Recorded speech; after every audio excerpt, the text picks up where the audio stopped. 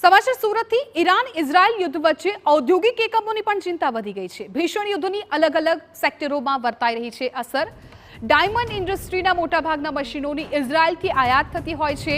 યુદ્ધની સ્થિતિ વચ્ચે મશીનોની ખરીદી પર જોવા મળશે અસર। ડોલરના ભાવ વધતા રફના ભાવમાં પણ વધારો થવાની શક્યતા। रियल डायमंडના ભાવ વધતા ડિમાન્ડ ઘટવાની પણ શક્યતા। યુદ્ધથી લેબગ્રોન ડાયમંડ ઇન્ડસ્ટ્રીને કોઈ અસર ન થવાનો દાવો। લેબગ્રોન ડાયમંડની સતત વધી રહી છે ડિમાન્ડ તેવું મુકેશ પટેલનું કહેવું છે। લેબગ્રોન ડાયમંડ ઇન્ડસ્ટ્રી રત્ન કલાકારો માટે થશે મદદરૂપ। अलग अलग देशों की अंदर જ્યારે યુદ્ધની સ્થિતિ સર્જાતી હોય છે ત્યાંની સીધી અસર છે તે ભારતના અલગ અલગ ઉદ્યોગો ઉપર પણ જોવા મળતી હોય છે। કારણ કે સુરતની અંદર જે મોટા પ્રમાણમાં ડાયમંડ ઉદ્યોગ છે તેની અસર જે જોવા મળતી હોય છે। અત્યારે હમાસ અને ઇઝરાયલ વચ્ચે જે યુદ્ધ ચાલી રહ્યું છે તેની અસર કેટલી જોવા મળી રહી છે અને આવનારા સમયની અંદર તેની અસર કઈ રીતે જોવા મળશે તો આપણી સાથે જે લેબ્રોનના જે એમ કાંતિલાલ જે મુકેશભાઈ છે તેમની સાથે વાત કરીશું। મુકેશભાઈ, અત્યારે જે યુદ્ધની સ્થિતિ છે કઈ રીતની જોવા મળતી હોય છે અને અત્યારે આવનારા સમયની અંદર તેની અસર કઈ રીતે હશે?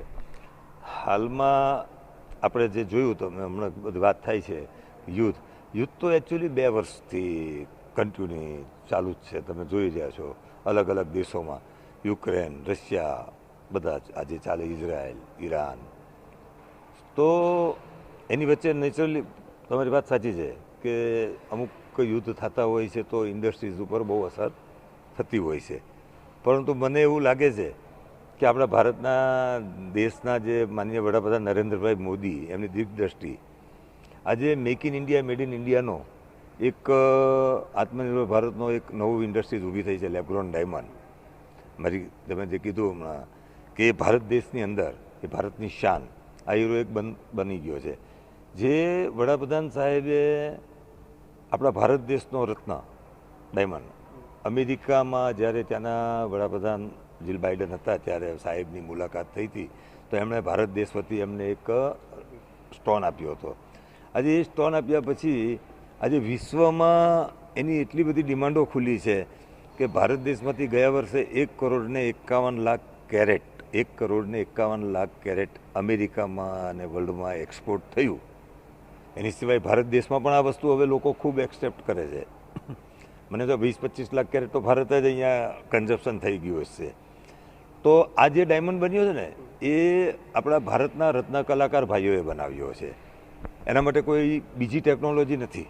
એ જ કટ એન્ડ પોલિશ માટે એ જ ભાઈઓની જરૂર પડે છે જે માઇન ડાયમંડ ઘસે છે। તો આ હીરો એક તો પહેલાં પ્રથમ તો સસ્ટેનેબલ અને બધાને પરવડે એવો હીરો છે। એની લાઈફ ફોરએવર છે, કાયમ માટે છે, સદા માટે છે। એટલે લોકોની આ ઓપ્શન એક છે। તો તમે કીધું એમ કે યુદ્ધ હોય છે તો લોકો પોતાના ખર્ચામાં, બજેટમાં એક કંટ્રોલ કરતા હોય છે। વાત સાચી છે તમારી, પણ એની જરૂરિયાત થોડીક હોય છે તો એ લેતા જ હોય છે। આજે પ્રસંગ હોય છે, એન્ગેજમેન્ટ હોય છે, બર્થડે હોય છે, ગિફ્ટિંગ કરવાનું હોય છે, તો અમુક વસ્તુ તો લેવી જ પડતી હોય છે।